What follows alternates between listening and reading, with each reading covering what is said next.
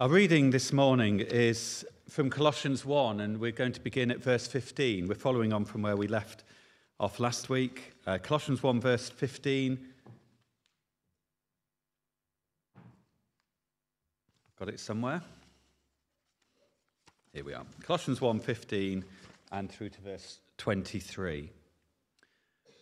The Son is the image of the invisible God, the firstborn over all creation.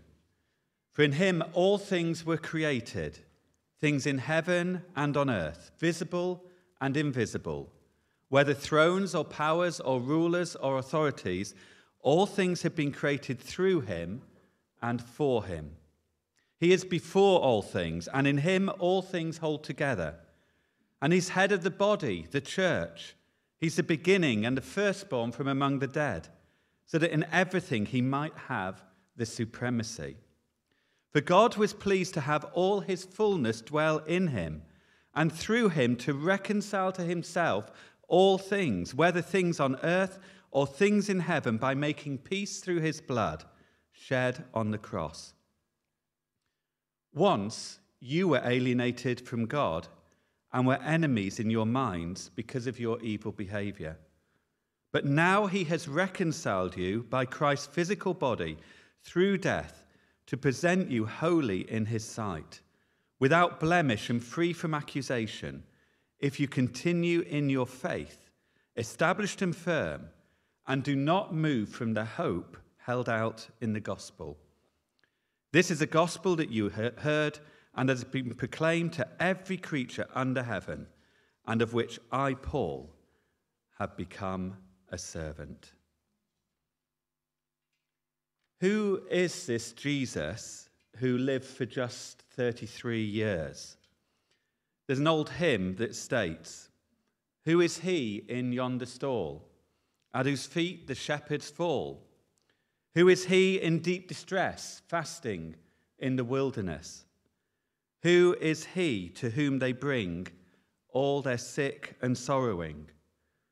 Who is he on yonder tree, dies in pain and agony?" And the chorus says, if you know it, say it with me. "'Tis the Lord, O wondrous story. 'Tis the Lord, the King of glory. At his feet we humbly fall. Crown him, Lord of all." As we go through various challenges and trials and difficulties, and sometimes it feels like chaos in our lives, do we know that Jesus is big enough to help, and that he is perfectly capable of bringing us safely through in the end? There's a story of that's been told a few times of a passenger on a boat, and the boat is in trouble. It's being hit by a tremendous storm. It's being rocked from side to side, and the passengers all feel that the boat is going to capsize. And this passenger goes up to the bridge, and then they come back and they report to the bridge what they've seen, and they say, "Don't worry, I've seen the face of the captain," and they are smiling. And actually, as we look at Jesus and we look at his face, and we know that he's in control, whatever is going on in our lives and whatever chaos feels like is happening to us, actually, as we look to Jesus, we know that it's okay, because he is there and he is in control. I want to say three things from our text. The first one is that as we look at Jesus, we see God. Two verses in our reading. Verse 15, it says, "The Son is the image of the invisible God." And verse 19 says, "For God was pleased to have all his fullness dwell in him." The foundation teacher was observing in her classroom as the children drew pictures. The teacher would occasionally walk around and see each child's artwork. As she approached one little girl who was working especially hard, she asked what she was drawing. The little girl told her, "I'm drawing God." "But sweetie," the teacher replied, "no one knows what God looks like." Automatically, the little girl continued drawing and said, "Well, by the time I finish, they will do." Jesus said, according to John's Gospel, "If you have seen me, you have seen the Father." And here Paul says he is the image of the invisible God. And God was pleased to have all his fullness dwell in him. Now, when we use the word image in our language and our context, we are normally thinking about something that is separate from the actual thing. Like a photograph is an image of somebody, or even a reflection in a mirror is an image, but it's separate from the actual thing that we have the image of. I'm told that in Greek philosophy, that actually it's slightly different, that the idea behind the word involves the fact that the image is not distinct, but shares in the reality of what the image is an image of, if that makes sense. It shares in its reality. And it might be better then that actually we translate the word rather than image as a word like manifestation of God's being or appearance of God. The Good News Bible tries this by saying he is the visible likeness of the invisible God. The Message says we look at this sun and we see the God who cannot be seen. That's what it's saying to us. As we look at Jesus, we see the God who cannot be seen. We realize what God is like. And the amazing thing, and our understanding of God, first and foremost, comes from Jesus. The writer to the Hebrews says that in the first. It says that God has appeared and revealed himself in many different ways. But in the Son, we see him more clearly than in anything else. And what do we see when we look at the Son? Well, commentator Tom Wright says this. He says, the more we look at Jesus, the more we realize that the true God is the God of utter self-giving love. That is the definition we have of God as we look at Jesus and we see what Jesus did. And as we celebrate communion week by week and we think of what Jesus has done for us, God is the God of utter self-giving love. We know this because Jesus is the image, the manifestation of the invisible God. Let me say, secondly, Jesus is supreme. That is what this whole passage is about. When we make an argument in English, the normal thing is that we build our points bit by bit to reach the conclusion at the end of our argument. In Jewish thought, actually what you tend to do is you tend to argue your points bit by bit to a crescendo at the middle. The climax comes in the middle, and then you sort of bring down the argument at the end. But the middle is often the heart of the argument. That's what I think actually is happening in this passage. And we see there's a mix of verses here. So let me just show you this next slide. Verses 15 and verses 19, the way I've arranged it, are sort of parallel to each other.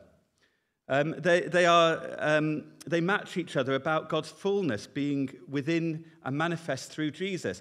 Verse 16 and 18 are also parallel to each other. One is about Jesus being Lord of creation. Verse 18 is about Jesus being Lord of the new creation through the church. And then the heart of what is being said is summed up in verse 17, which is, he is before all things, and in him all things hold together. That's what this passage is all about. Before doesn't mean in terms of time. The Jehovah's Witnesses make this mistake. And when it talks about Jesus being firstborn, they make this mistake. It doesn't mean firstborn in terms of firstborn in a chronological sense. It means in terms of priority. Jesus is before all things in that he is the most important. And it says, in him all things hold together. There was a nuclear physicist who was traveling, going from one university to another, explaining the complexities of the universe and nuclear physics and all the dynamism in nuclear matter. He had a driver, a chauffeur, who would take him round from place to place. The chauffeur listened to the talk that the nuclear physicist was giving and finally said to him, well, you've given that speech so many times, I think I could give it. And the nuclear physicist said, well, I've given the talk so many times, I'm a bit bored of doing it. Why don't you do it next time? So they swapped roles. At the next speaking engagement, the chauffeur got up in this university and he gave the lecture that he'd heard so many times on nuclear physics. He was brilliant, word for word. Problem was, he just did it a little bit more quickly than the nuclear physicist. And he had time at the end for questions. And the person hosting the meeting said, we finished a bit early. Let's take some questions. And the first question came. Said, sir, you know in the center of the atom there are these protons. They have positive charges. And positive charges normally deflect and resist one another, but these seem to cohere. These seem to hang together. Sir, can you tell me why the nucleus of an atom does not disintegrate? So there's the chauffeur standing there. And the chauffeur then just comes up with a moment of brilliant wisdom, says, I have lectured this so many times in so many places, and never have I heard such a stupid question. It's so stupid that even my chauffeur could answer it. Come forward and tell him the answer. What holds everything together? Even going down to the complexities of the atom itself, we're told in this passage, Jesus holds everything together. He gives everything coherence, order, meaning, and purpose. The idea of Jesus holding everything together in such an intricate way is double-edged, though. At one point, it's very comforting, isn't it? That whatever I'm going through, Jesus is actually in control of this. He's got it in his hands. But the flip side is true also, that it is a great mystery to us. Because if he is holding everything, if he is so involved in this universe, why does the rubbish keep on happening? The tsunamis, the earthquakes, the cancers, the abuse. And some Christians get around this dilemma by saying, well, actually, he's not really in control. I find that difficult to match with what's being said here, because it tells us he holds everything together. And for me, this means that whilst I don't understand why certain things have to happen, it tells me that somehow he is going to shape things and work things and eventually will bring order out of chaos. It's the word that the church used. We don't use it very often now, but it's this idea of providence, that God somehow is working out his purposes, but it doesn't mean he's controlling every single detail. It doesn't mean that we don't have free will within that, but that Jesus is able to work all things for the good of those who love him. And so it's this double-edged sword. Yes, it's a great comfort, but also it has this mystery. But we can trust that he will use his ability to hold all things together in the end for the good of those who love him. It doesn't mean everything is easy. Now, in this section, verses 16 to 19, there is a clever play taking place on the first word in the Bible. Now, we translate it with 3 words. In the beginning, in Hebrew, it's 1 word. And I'm not very good at Hebrew pronunciation, but it's beresheth. It means in the beginning. The word has a prefix, ber, and it's got another word, resheth, which is about headship, source, supply. I will come to that in a moment. This prefix, ber, has 3 different meanings. It can mean in, which is about location. It can mean through, which is about means, how something comes about. And it can mean purpose, for. And we notice here, these 3 meanings are replicated in verse 16. For in him all things were created. Through him all things have been created. For him all things were created. The author here is almost doing an expansion of this first word of the Bible in saying that this in the beginning happens through Jesus. Our universe is absolutely huge. Our star, the sun, is not a particularly spectacular star. It is one of 100 billion stars in our galaxy, the Milky Way. Our Milky Way, which isn't a particularly spectacular galaxy, is estimated, according to the Hubble telescope and calculations from that, as to be one galaxy of 125 billion galaxies. And we're one planet circling one star. That number, if you multiply those together, is a huge number. And yet, we are remembered within this. There are more stars than grains of sand on all the beaches in the whole world. And yet, we are remembered. And the purpose of this universe, we're told here, is for Jesus. The purpose of our existence is for Jesus. All things have been created for him. Science has made incredible strides over the centuries as it seeks to understand how this universe works. And what we find is there is more complexity than we ever imagined. Our answers have only led to more questions. And this agnostic astronomer, Robert Jastrow, confessed that he was talking about how scientists had sought to scale the mountain of ignorance and even tried to climb the highest peak, which is what happened at the beginning of time, he declared, as the scientist pulls himself over the final rock, he is greeted by a band of theologians who have been sitting there for centuries. It's not that the theologians know all the answers, it's just that the theologians have been saying for centuries, this is a mystery that is held in God alone.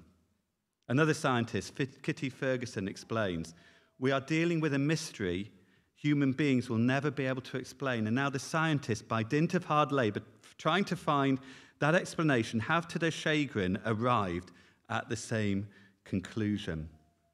It is in Jesus that all things were created, and all things were created through him, and all things were created for him. Let me say a little bit more about this word bereshith, because I think it actually is behind this whole passage. So that's the B part, in, through, for, but the reshith is about the head. It's often translated as head when we translate it into English. But it also has a wider meaning. It means source, or supply, or beginning. And we have those shades of meaning within English when we talk about head. We can talk about the head of a river. We can talk about head of beer. We use head in different ways. And all those shades are being played out here. The Hebrew shades are being played out in this passage. I haven't got time to go into detail, but this is behind these verses here, that Jesus is the one in the beginning. But notice one further thing. I want to pick up on this as we look at it. He presents here Christ as the ruler of all creation. Let's read verse 16 again. It says, for in him all things were created, things in heaven and on earth, visible and invisible, thrones, powers, rulers, authorities, all things have been created through him and for him. Jesus is the supreme, the ruler of all creation. And then in verse 18, we get the mirror statement, and he is head of the body, the church. He's the beginning and the firstborn from among the dead, so that in everything he might have the supremacy. It feels like it's a bit of an anticlimax. Someone has said that if you were introducing the former queen as Her Majesty Elizabeth II, by the grace of God, of the United Kingdom of Great Britain and Northern Ireland, and of her other realms and territories, Queen, head of the Commonwealth, defender of the faith, and then finish off and say she's also patron of the Mothers' Union, we're perhaps along the same lines here. Here is Jesus, who's made everything in the universe, all powers and authorities and rulers are subject to him, and he's also head of the church. And yet something is being said in this. Because what this does is it highlights the significance of the church in God's plans. Jesus is head of the creation, but he's also ushering in a new creation. His headship of creation is matched by his headship of new creation. And this is a high and lofty claim for the role of the new creation, which is coming about through the church. See, the church is not an optional extra in God's plans. It is central to God's plans and purposes for the whole of his creation. Paul claims in Romans 8, I find that a significant passage. He claims that creation waits, it longs, it yearns for liberation, to fulfill its purpose. Why everything was created is still waiting to find its purpose, to flourish as God always intended it to. And this will only happen when human beings start to play their role, when we start to fulfill the calling God has for us and to co-work with God in enabling creation to function and flourish as it was always meant to. Commentator David Garland says that what humanity has done with creation instead is akin to children playing on a beach, building a sandcastle and playing king of the castle. So they build this beautiful sandcastle out of the sand, and then one stands in the middle, and they are king of the castle. And then the game is that the other children come along and they try and pull that person off, and they try and take the central place.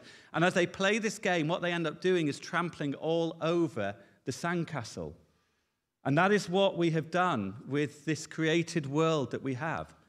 In order to be first, in order to actually have what we want out of it, we have trampled on this world. We were meant to care for it. We were meant to steward it. We were meant to use our ability and the wisdom God gives us to enable it to flourish, and we've done quite the opposite. We have trampled on it. I've compared in the past God's calling to humanity with that of a conductor. God wants to enable the orchestra of creation to play a most beautiful symphony, but we need to play our part. And God calls the church to do this. This is what we are called to do, to fulfill our role, to enable creation to fulfill its role and to function as God always intended it to do so. It says in verse 20, it says, through him, through Jesus, to reconcile to himself all things, whether things on earth or things in heaven, by making peace through his blood shed on the cross. See, Jesus, it's saying here, is supreme over creation, but he's also supreme over the new creation, which is meant to be ushered in through the church. I would say at this point, what all this means, I think, and the church for a long time has pushed environmental issues to one side. It actually means that they're very, very central to what we're about. This world is not going to be wiped out. We need to fulfill God's calling, and the church should be at the forefront of doing this. Let me say one final thing as we come in to close. We need to hang in there. This is just an application from this passage. We need to hang in there. Given who Jesus is, given what Jesus is doing, given what Jesus is bringing in his new creation, that despite our current troubles and difficulties, our challenges and hardships, and some of us are going through really, really difficult things in our lives or in the lives of those who we love, we need to hang in there and keep trusting him. Let me just read the verses 21 onwards. It says, once you were alienated from God and were enemies in your minds because of your evil behavior, but now he has reconciled you by Christ's physical body through death to present you holy in his sight, without blemish and free from accusation, if you continue in your faith, established and firm, and do not move from the hope held out in the gospel. This hymn tells us just how wonderful, how mighty, how supreme Jesus is. And no matter what we're going through, let's keep trusting him. Whatever is going on in our lives, let's keep trusting him, looking to him, because in the end, his purposes and his plans will come through. In America a few years ago, a fresher called Alvin began his university course on philosophy. The professor who was lecturing explained about all the great thinkers they'd be studying in the coming few months. And then he said this, when we come to the section we'll cover on the subject of Jesus, you must know this. He was a wise man. He did many good things. He influenced many people, even up to this day, but he was not the Son of God. There was a long pause as no one dared challenge the lecturer until Alvin hesitantly lifted his hand. The professor called on the young student and he simply said, yes, he is. The lecturer wasn't impressed. He reiterated that Jesus was merely a great thinker and then dismissed the class. The following week, the lecturer began his tirade all over again. He pointed out that the Bible was written by biased people who believed in Jesus and that Jesus couldn't have risen from the dead. Jesus was not the Son of God, he said. Again, Alvin raised his hand. The lecturer tried to ignore him. If you've ever taught, you do that sometimes with some students. You try not to see the hand there. But Alvin persisted, and so the professor called on him. Yes, Mr. Jackson, do you have another sermon for us this morning? Alvin simply repeated, yes, he is. From this point on, the lecturer turned his attack from Jesus to Alvin, but Alvin continued throughout the entire term to stand up for Jesus. Some years later, Alvin Jackson, now a church minister, was speaking at a conference. At the end of his sermon, many came up to thank him for his words. And when the crowd had dispersed, there was one man who stood before Alvin, his old college lecturer. The man walked up to Alvin, gave him a hug, looked him in the eyes, and he said, yes, he is. Let's keep the faith, despite the opposition we face, despite the challenges we're encountering, and keep sight of who Jesus is. Yes, he is the Son, the image of the invisible God, the one who is supreme over creation and over the new creation. He is before all things, and in him all things hold together. Let's keep trusting him, because his purposes will prevail, and his kingdom will come fully on earth as it is in heaven.